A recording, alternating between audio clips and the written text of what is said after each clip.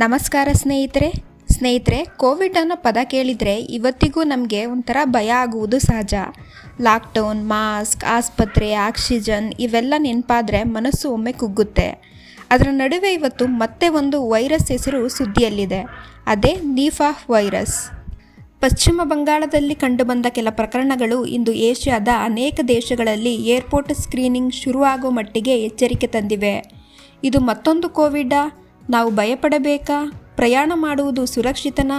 ಈ ಎಲ್ಲ ಪ್ರಶ್ನೆಗಳಿಗೆ ಇವತ್ತು ಸಂಪೂರ್ಣ ಸತ್ಯ, ಸುಳ್ಳು, ವಾಸ್ತವ ಎಲ್ಲವನ್ನು ಸ್ಪಷ್ಟವಾಗಿ ನೋಡೋಣ. ಈ ನಿಪಾ ವೈರಸ್ ಅನ್ನುವುದು ಸಾಮಾನ್ಯ ಜ್ವರದ ವೈರಸ್ ಅಲ್ಲ. ಇದು ಝೂನೋಟಿಕ್ ವೈರಸ್, ಅಂದರೆ ಪ್ರಾಣಿಗಳಿಂದ ಮನುಷ್ಯರಿಗೆ ಹರಡುವ ವೈರಸ್. ಈ ವೈರಸ್ನ ಮುಖ್ಯ ಮೂಲ ಹಣ್ಣು ತಿನ್ನುವ ಬಾವಲಿಗಳು. ಮೊದಲ ಬಾರಿ ಈ ವೈರಸ್ ಪತ್ತೆಯಾದದ್ದು 1990ರಲ್ಲಿ ಮಲೇಷಿಯಾದಲ್ಲಿ. ಆಗ ಅನೇಕ ಜನರು ತೀವ್ರವಾಗಿ ಅಸ್ವಸ್ಥರಾದರು, ಹಲವರು ಪ್ರಾಣ ಕಳೆದುಕೊಂಡರು. ವಿಶೇಷ ಏನು ಅಂದರೆ ಈ ವೈರಸ್ ದೇಹಕ್ಕಿಂತ ಮೊದಲು ಮೆದುಳಿನ ಮೇಲೆ ದಾಳಿ ಮಾಡುತ್ತದೆ. ಇದಕ್ಕೆ ಇದು ಹೆಚ್ಚು ಅಪಾಯಕಾರಿ ಅಂತ ತಜ್ಞರು ಹೇಳುತ್ತಾರೆ. ಸ್ನೇಹಿತರೆ, ನಿಪಾ ವೈರಸ್ನ ಬಗ್ಗೆ ಜಗತ್ತು ಏಕೆ ಇಷ್ಟು ಭಯಪಡುತ್ತಿದೆ ಎಂದರೆ ಇದರ ಮರಣದ ಪ್ರಮಾಣ ತುಂಬ ಜಾಸ್ತಿ. ಕೆಲ ಅಧ್ಯಯನಗಳ ಪ್ರಕಾರ 40%ಇಂದ 75%ವರೆಗೆ ಮರಣ ಸಂಭವಿಸಬಹುದು. ಇನ್ನೊಂದು ದೊಡ್ಡ ಸಮಸ್ಯೆ ಏನು ಅಂದರೆ ಇದಕ್ಕೆ ಸ್ಪೆಸಿಫಿಕ್ ಲಸಿಕೆ ಇಲ್ಲ, ಸಂಪೂರ್ಣ ಚಿಕಿತ್ಸೆ ಇಲ್ಲ. ಅದಕ್ಕೆ WHO ಕೂಡ ನಿಪಾ ವೈರಸ್ ಅನ್ನು ಪ್ರಿಯಾರಿಟಿ ಡಿಸೀಸ್ ಎಂದು ಗುರುತಿಸಿದೆ. ಇತ್ತೀಚೆಗೆ ಪಶ್ಚಿಮ ಬಂಗಾಳದಲ್ಲಿ ನಿಪಾ ವೈರಸ್ನ ಸೋಂಕಿನ ಪ್ರಕರಣಗಳು ದೃಢಪಟ್ಟಿವೆ. ಕೆಲ ರೋಗಿಗಳು ಈಗಾಗಲೇ ಆಸ್ಪತ್ರೆಯಲ್ಲಿ ಚಿಕಿತ್ಸೆ ಪಡೆಯುತ್ತಿದ್ದಾರೆ. ಅವರ ಸಂಪರ್ಕದಲ್ಲಿದ್ದವರಿಗೂ ಸೋಂಕು ಹರಡುವ ಶಂಕೆ ಇದೆ. ಕೆಲವು ಆರೋಗ್ಯ ಸಿಬ್ಬಂದಿಯನ್ನು ಕ್ವಾರಂಟೈನ್ ಮಾಡಲಾಗಿದೆ. ಸುಮಾರು 100ಕ್ಕೂ ಹೆಚ್ಚು ಜನರನ್ನು ನಿಗಾದಲ್ಲಿ ಇಡಲಾಗಿದೆ. ಇಲ್ಲಿ ದೊಡ್ಡ ಆತಂಕ ಏನು ಅಂದರೆ ಹಾಸ್ಪಿಟಲ್ ಬೇಸ್ಡ್ ಟ್ರಾನ್ಸ್ಮಿಷನ್, ಅಂದರೆ ಆಸ್ಪತ್ರೆಯಲ್ಲೇ ಒಬ್ಬರಿಂದ ಮತ್ತೊಬ್ಬರಿಗೆ ಹರಡುವ ಸಾಧ್ಯತೆ.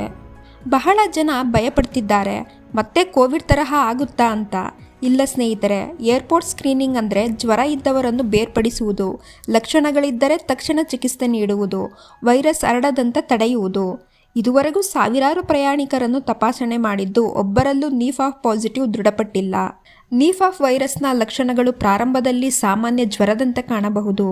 ಜ್ವರ, ತಲೆನೋವು, ವಾಂತಿ, ಉಸಿರಾಟದ ತೊಂದರೆ ಇವು ಸಾಮಾನ್ಯ ಲಕ್ಷಣಗಳು. ಗಂಭೀರ ಲಕ್ಷಣಗಳು ಅಂದರೆ ಮೆದುಳಿನ ಉರಿ, ಪ್ರಜ್ಞೆ ಕಳೆದುಕೊಳ್ಳುವ ಸ್ಥಿತಿ. ಇದು ಕೋವಿಡ್ ತರಹ ಗಾಳಿಯಲ್ಲಿ ಸುಲಭವಾಗಿ ಹರಡುವುದಿಲ್ಲ. ಹತ್ತಿರ ಸಂಪರ್ಕ, ಆರೈಕೆ ಸಮಯದಲ್ಲೇ ಅಪಾಯ ಜಾಸ್ತಿ. ಇಂತಹ ಸಂದರ್ಭದಲ್ಲಿ ನಾವು ಜಾಗ್ರತೆ ವಹಿಸುವುದು ತುಂಬ ಮುಖ್ಯ. ಹಣ್ಣುಗಳನ್ನು ಚೆನ್ನಾಗಿ ತೊಳೆದು ತಿನ್ನುವುದು, ಜ್ವರ ಇದ್ದಾಗ ಜನಜಂಗುಳಿ ತಪ್ಪಿಸುವುದು, ಪ್ರಯಾಣ ಮಾಡುವಾಗ ಆರೋಗ್ಯ ಸಮಸ್ಯೆ ಇದ್ದರೆ ಆನೆಸ್ಟ್ ಆಗಿ ತಿಳಿಸುವುದು, ಸರ್ಕಾರಿ ಸೂಚನೆಗಳನ್ನು ಪಾಲಿಸಿದರೆ ಸಾಕು. ಸ್ನೇಹಿತರೆ, ನಿಪಾ ವೈರಸ್ ಸುದ್ದಿ ಗಂಭೀರ, ಆದರೆ ಪ್ಯಾನಿಕ್ ಆಗೋ ಅಗತ್ಯ ಇಲ್ಲ. ಸರ್ಕಾರಗಳು ಈಗಾಗಲೇ ಎಚ್ಚರಿಕೆ ವಹಿಸುತ್ತಿವೆ, ವೈದ್ಯರು ಸಿದ್ಧರಾಗಿದ್ದಾರೆ. ನಾವು ಜಾಗ್ರತೆಯಿಂದಿದ್ದರೆ ಅಷ್ಟೇ ಸಾಕು. ಸ್ನೇಹಿತರೆ, ಈ ವಿಡಿಯೋ ಉಪಯುಕ್ತ ಅನಿಸಿದರೆ ವಿಡಿಯೋಗೆ ಲೈಕ್ ಮಾಡಿ, ಶೇರ್ ಮಾಡಿ ಮತ್ತು ನಿಮ್ಮ ಅಭಿಪ್ರಾಯವನ್ನು ಕಾಮೆಂಟ್ನಲ್ಲಿ ತಿಳಿಸಿ. ಮತ್ತೊಂದು ಇನ್ಫಾರ್ಮೇಟಿವ್ ವಿಷಯದೊಂದಿಗೆ ಭೇಟಿಯಾಗೋಣ. ಧನ್ಯವಾದಗಳು.